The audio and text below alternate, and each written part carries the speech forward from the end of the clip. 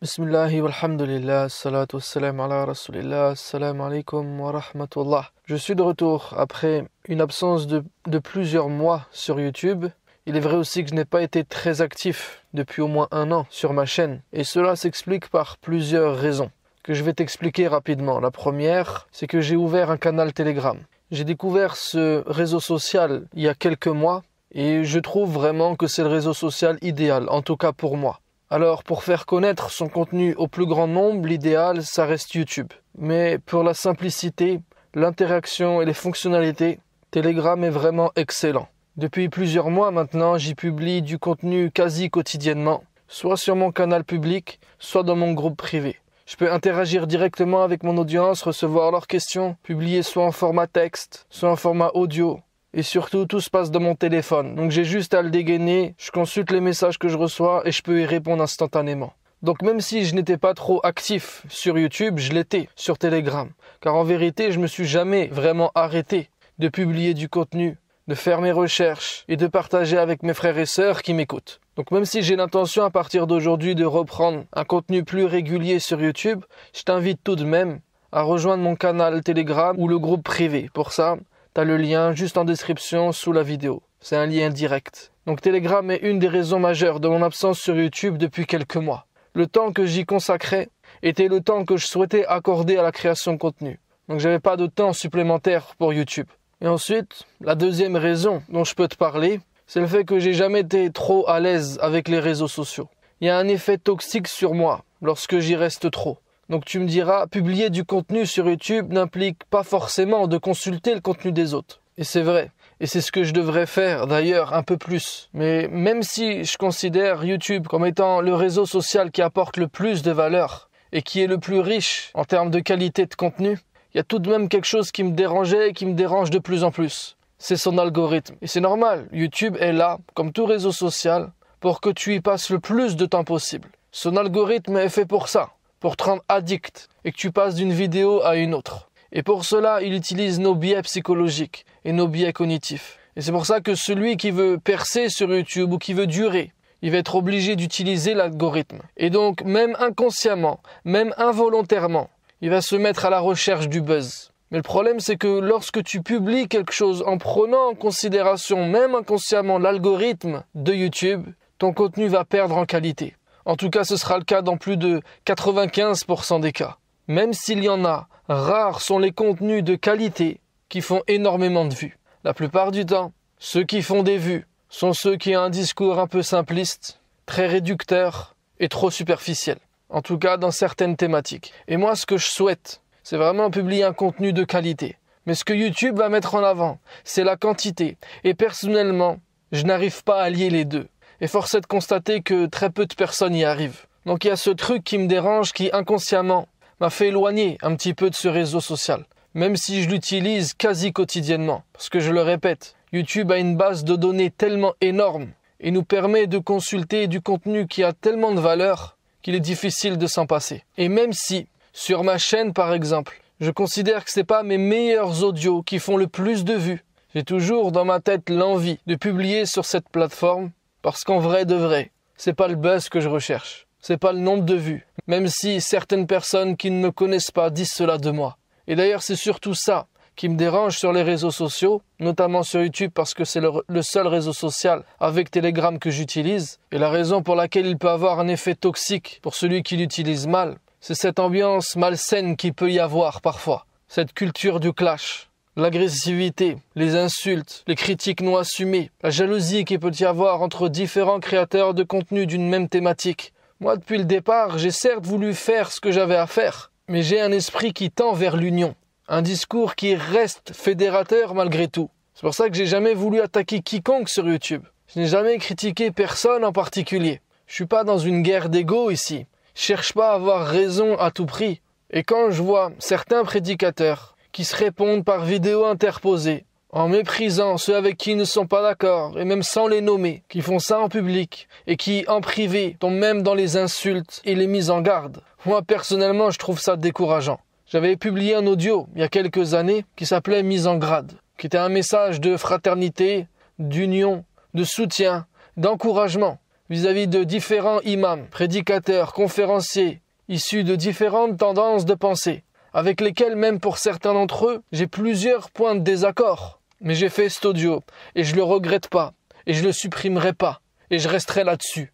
Après, constater qu'ils sont pratiquement tous en train de se tirer dans les pattes, personnellement je trouve ça dommage. Je partage pas cette éthique, et je déplore ce gâchis. On pourrait faire de grandes choses ensemble, par le respect qu'on se témoigne, mais plutôt que de se respecter, ce qui est la base, chacun ne dialogue et n'échange et ne s'isole qu'avec ceux qui pensent comme lui, tout en taxant les autres de danger pour la Oumma. Et personnellement, c'est quelque chose que, dès que j'y pense, ou dès que je constate ça me rend triste, ça me consume de l'intérieur. Alors même si je ne devrais pas, je préfère me retirer et laisser le terrain libre à ceux-là. Je ne suis pas quelqu'un pour qui la fin justifie les moyens. J'ai pas envie de marcher sur les autres pour me faire une place. Alors parfois, pendant quelques mois, l'envie me prend de rester dans mon coin. Parce que parfois j'en ai marre, qu'à chaque fois que je dis quelque chose, on déforme mes propos et on retourne cette chose contre moi. C'est relou, parfois j'ai envie d'y répondre. Mais qui dit répondre dit donner des noms. Et j'ai pas envie de rentrer dans ces considérations. J'ai pas envie de rentrer dans ces clashs, dans ces drames. Alors je fais comme si de rien n'était, je fais comme si je n'avais rien entendu. Je te donne un exemple. Le dernier audio que j'ai publié, c'est l'interview de William Blob. Je sais que beaucoup de prédicateurs qui publient sur YouTube ont visionné cette interview. Une interview dans laquelle le message est clair en fait. Le message c'est, il y a réforme et réforme. Certains veulent réformer l'islam dans le sens où ils veulent modifier les textes. Ils veulent réformer l'islam parce que ils considèrent même le Coran comme étant dérangeant, problématique. Et on ne partage pas du tout ce point de vue. L'autre réforme, qui semble urgente d'opérer, ne vise que nous, musulmans, et notre approche des textes. On ne veut pas changer l'islam, on veut se réformer nous-mêmes. Il n'y a rien dans le Coran qui ne pose problème. Il n'y a juste que des interprétations que l'on ne partage pas, avec lesquelles nous ne sommes pas d'accord. Et on a le droit de ne pas être d'accord, puisqu'il n'y a que Allah et son messager qui sont sacrés. Et nous autres musulmans, et même les savants, ne faisons qu'un effort personnel pour essayer d'approcher la vérité. Mais en dehors des messagers, personne ne reçoit de révélation pour pouvoir prétendre détenir la vérité absolue.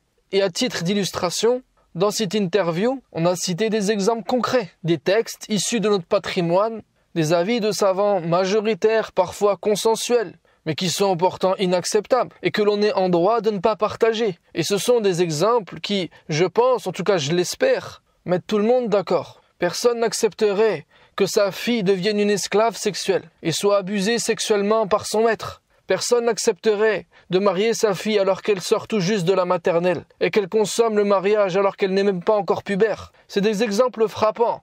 Pas pour dire que tout ce qu'ont dit les savants n'est qu'une supercherie, que tous les savants sont à côté de la plaque, n'ont rien compris, sont des égarés ou des hypocrites. C'est pas ça le discours. Même si certains ont ce discours véhément, et je le déplore. Mais si tu écoutes cette vidéo, le message est clair en fait. Mais pourtant, suite à cette vidéo, plusieurs prédicateurs vont publier sur leurs réseaux sociaux des mises en garde contre ceux qui se prétendent être des réformateurs. Méfiez-vous de ceux qui veulent réformer l'islam, etc., etc. Et ça, sans jamais répondre aux questions de fond soulevées dans l'interview en question, mais juste en extrapolant des paroles ou en faisant des procès d'intention.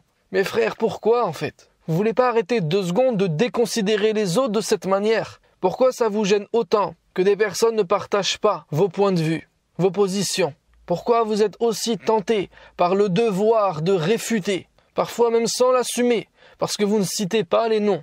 Vous faites comme si vous n'écoutiez pas les vidéos des autres, les vidéos de ceux qui ont finalement juste le tort de ne pas avoir la même approche des textes que vous. Mais malgré les coups bas, malgré les insultes, je reste droit dans mes bottes et je veux garder ma ligne de conduite. Je pardonne les calomnies, les fausses accusations et je réitère mon appel à l'union, à la fraternité, au respect.